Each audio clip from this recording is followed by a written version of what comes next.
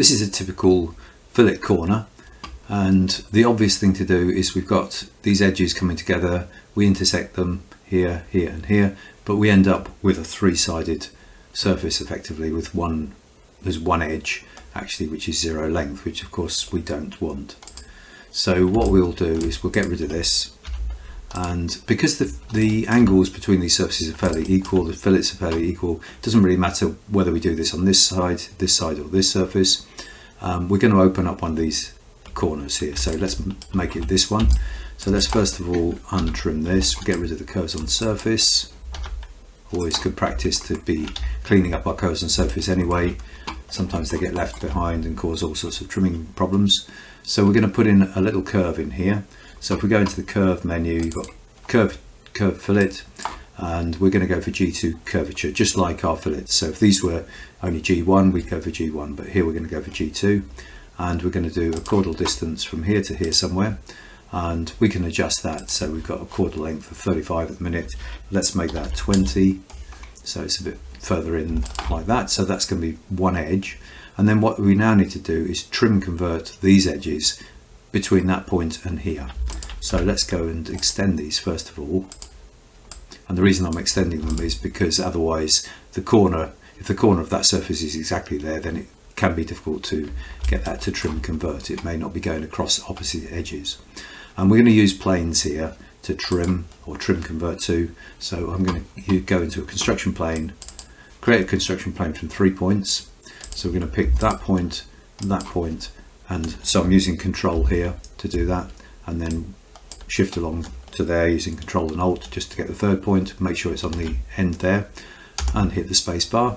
And we can do the same thing here, so just make sure we pick up on the corner there, the next one along, so this is giving us the tangency condition here, and then across to here, so that's our other plane. So we hit the space bar to complete that, and then we can actually do a trim convert on these surfaces using an intersect with the planes themselves.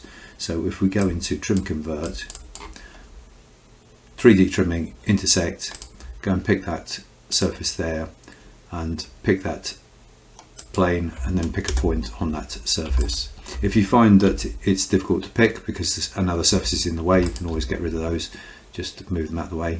But here we haven't got that because these have been trimmed back. So there's our trim convert. So we've now got the 4 edges that we want, and effectively this is now created the hole that we want.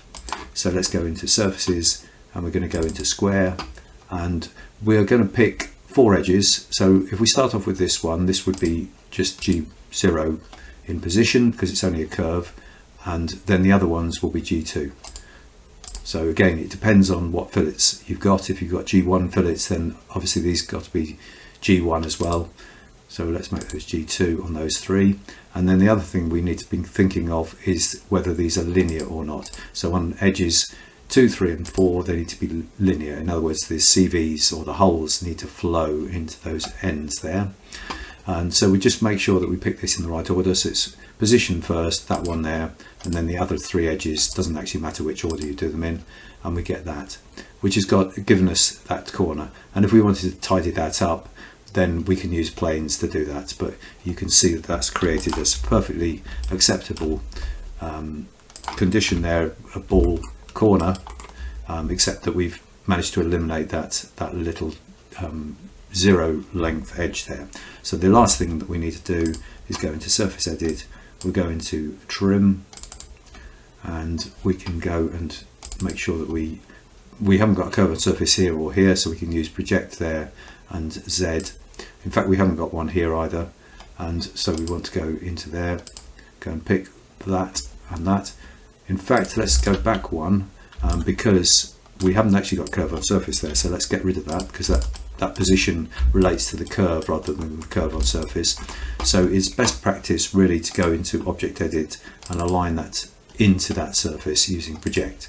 So we're going to do that into there, that surface there. It's going to get rid of the history, and then we would just want to make sure that we've got this in the right direction.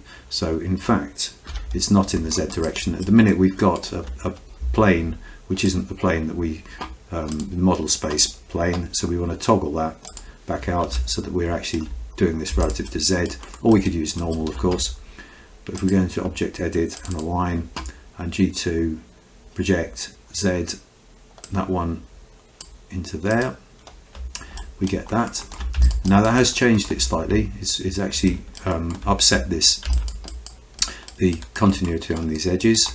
So we've trim converted these surfaces back, so maybe those aren't quite aligned. So we'll just align those using project as well, just to make sure.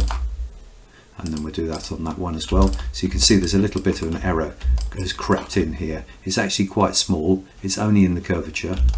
So we might then go and use edge here and just align that. So that's taken the position of. So let's try G1, and this is now staying G2 here. So let's have a look at this down here. Have we got G2? No, we haven't quite got G2 here. We'll do this on this side as well. Let's try G2, see what we get.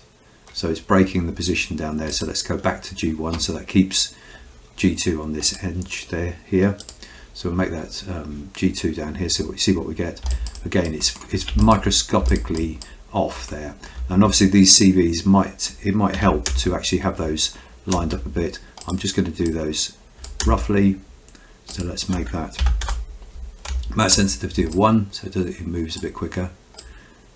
Like I say, if we were doing this for real, we would line these up on planes.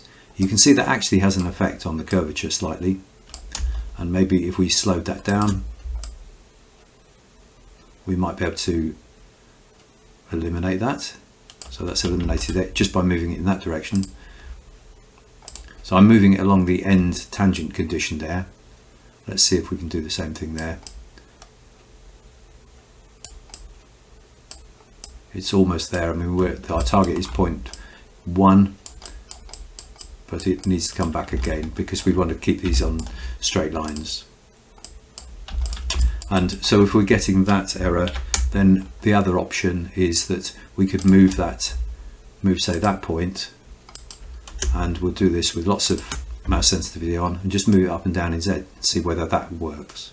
And although that seems like an odd thing to do because we've got continuity here, and in theory we're actually breaking the position, if we were to look at the that locator there and see what the position tolerance is, we would find that it's obviously within 0.001, and it tells us here 0.0008 effectively. So we've moved it slightly off perfect in terms of position, but it's given us everything within tolerance, which is what we're after.